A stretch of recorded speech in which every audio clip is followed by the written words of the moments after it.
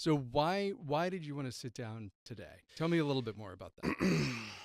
um, well, in 2018, there were some complaints about me and an article about me, and at that moment, I just thought I'm going to be quiet. I'm going to pause. Did not seem like the right time to say anything.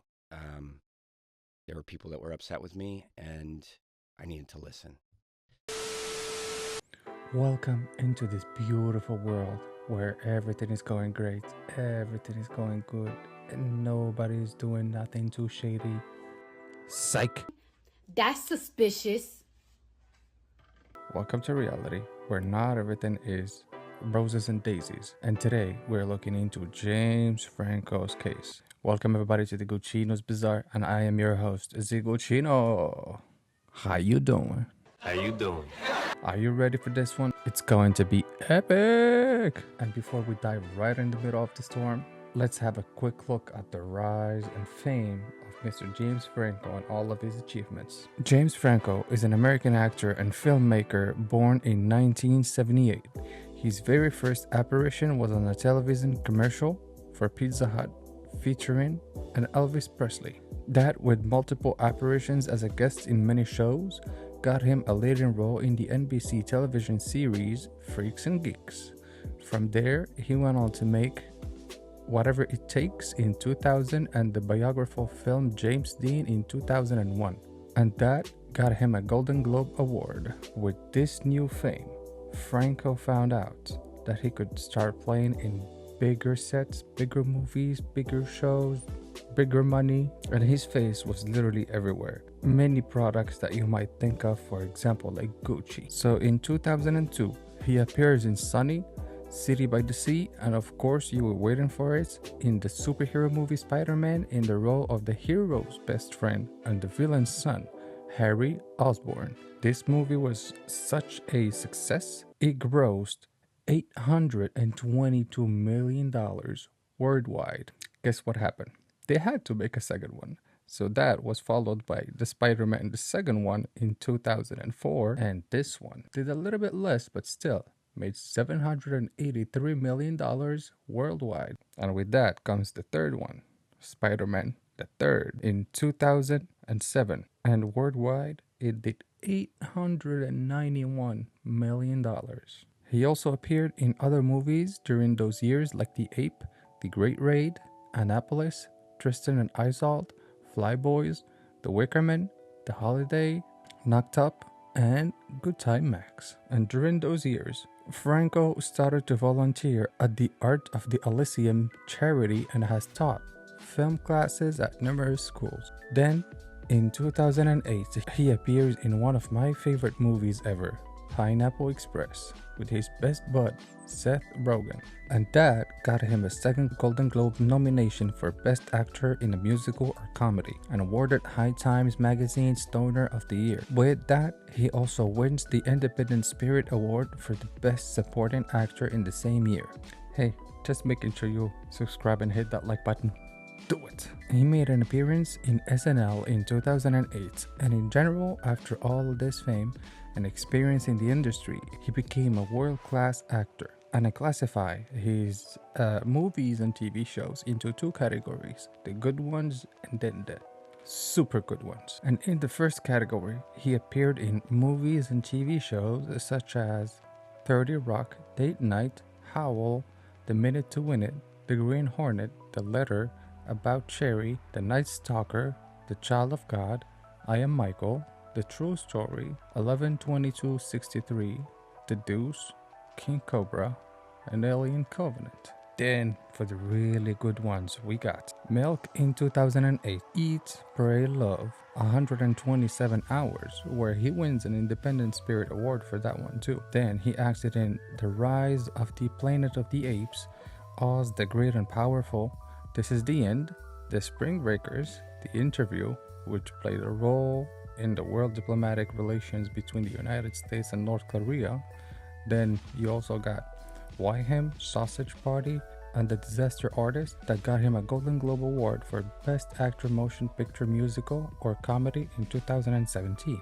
But throughout all of his success, in 2014, a 17-year-old girl came out with some screenshots of alleged messages between her and Franco when she was still 17 on Instagram. The messages showed that Franco, then aged 35, tried to meet her in a hotel room even after she told him that she was 17 years old. And also, he sent multiple photos of him to prove his identity. Franco admitted on Live with Kelly and Michael that he had written the messages. Though the actions were illegal as the age of consent in New York is 17, he was subject of media backlash due to the wide age gap. He initially responded to the scandal by tweeting, "I hope the parents keep their teens away from me. Thank you." I mean, I guess, I'm embarrassed, and I guess I'm just a model of, how social media is tricky. It's a way people meet each other today. But what I've learned, I guess just because I'm new to it, it's like you don't know who's on the other end. You meet somebody in person and you get a feel for them, but you don't know who you're talking to. And, right.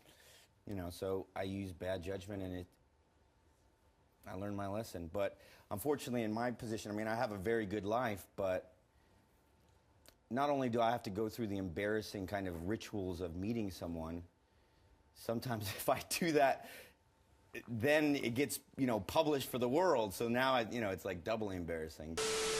At the end of 2017, Franco, at 40 years old, says he's going to slow down to focus more on himself. Then, during the 2018 Golden Globe Awards, James Franco wore a Time's Up pin in solidarity with the Me Too movement to protest sexual harassment against women. His pin drew so much critic on social media from another actress by the name of Ali Sherry, who hinted that she quit acting because of James Franco. Another former girlfriend by the name of Violet Paley also alleged that he once forced her while they were dating to perform in a car, if you know what I mean. Then on 2018, the New York Times canceled a planned event with Franco. Literally the next day after getting canceled, he went on the Late Tonight with Stephen Colbert and said that the accusations made towards him were not totally accurate. I have no idea what I did to Ali Sheedy. I directed her in a play off Broadway. I had nothing but a great time with her. Total respect for her. I have no idea why she was upset. She took the tweet down. I don't know. I can't speak for her. I don't know. And the next day to that, the Los Angeles Times reported that 5 women were accusing Franco of inappropriate exploitative behavior during the period where Franco was serving as their acting teacher or mentor.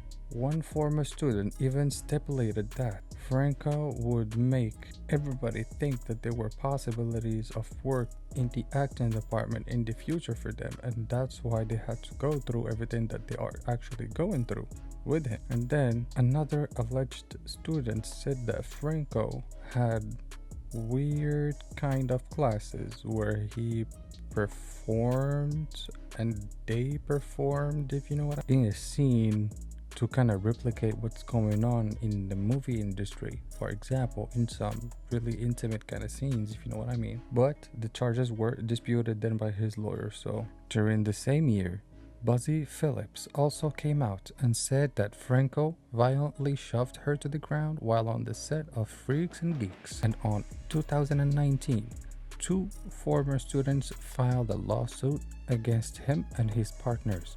According to the New York Times, the complaint alleged that the program was little more than a scheme to provide him and his male collaborators with a pool of young female performers that they could take advantage of. The case claimed that pupils were subjected to exploitation, audition, and film shoots, and had to sign away their rights to the recordings. On February 2021, it was reported that the lawsuit was settled and that according to the documents filed on February 11th, both students had agreed to drop their individual claims and the deal was submitted for preliminary court approval. They were then settled to Franco paying $2.2 million to resolve two different legal disputes. One by the two women who cited sexual exploitation, who received $894,000, and another class action plaint by approximately 1,500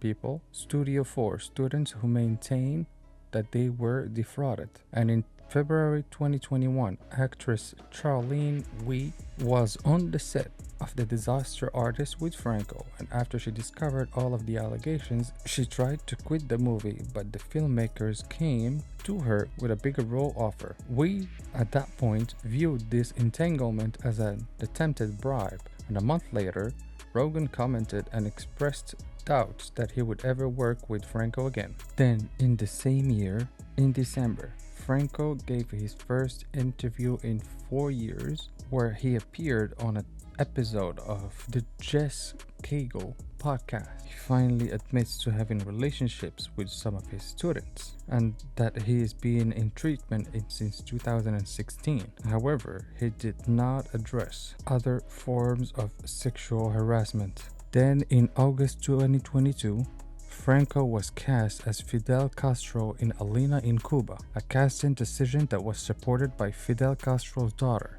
In conclusion, James Franco is a great actor, performer, entertainer, and all that you want, and his name is forever located at 6838 Hollywood Boulevard, where his star resides on the Hollywood Walk of Fame. But his deviances kept him in a dark place through a lot of years. He caused serious trauma to people in the same industry as him, and in the eyes of the law, he already paid for his mistakes. He made such a big appearance and had such a big influence in the entertainment industry, and his achievements were so immense. People started to stick his image to the actual person, and that made his downfall even deeper. And after a long time of disappearance from the screen, I'll probably guess that he's gonna be back on the screens in a little bit now that everything is settled, and it's all gonna be up to the viewers to actually grow from whatever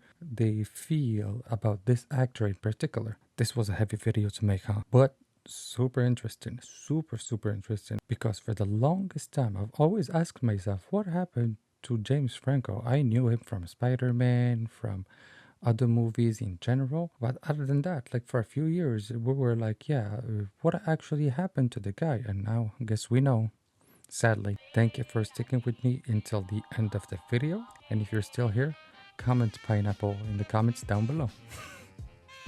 Make sure to like, subscribe, comment, and hit that notification bell as hard as you can to let you know on my next videos, and one might be about a bald-headed guy in the entertainment industry. Thanks for watching.